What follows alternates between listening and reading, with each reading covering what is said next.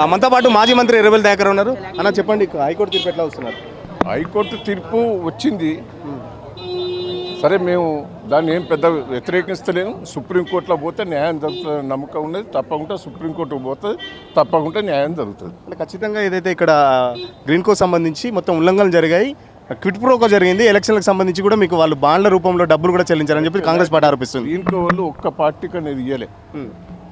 కాంగ్రెస్ పార్టీకి ఇచ్చిండ్రు, బీజేపీకి ఇచ్చిండ్రు, టీడీపీకి ఇచ్చిండ్రు, అన్ని పార్టీలకు ఇచ్చిండ్రు.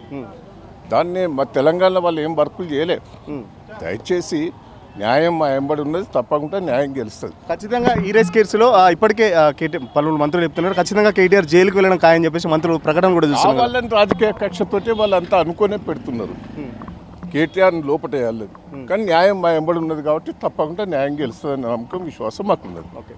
ఖచ్చితంగా రాజకీయ కక్షతోనే కేటీఆర్పై అక్రమ కేసులు బనాయిస్తున్నారని చెప్పేసి ఖచ్చితంగా ఈ తీర్పుపై సుప్రీంకోర్టు వెళ్తామని చెప్పేసి ఆ సుప్రీంకోర్టులో న్యాయం జరుగుతుందన్న నమ్మకం మాకుందని చెప్పేసి మాజీ మంత్రి ఎర్రబెల్లి దయాకర్ చెప్తున్న పరిస్థితి. కూడా జర్నలిస్ట్ సాయితో సురేష్, పల్లవి టీవీ, నందినగర్ నుంచి.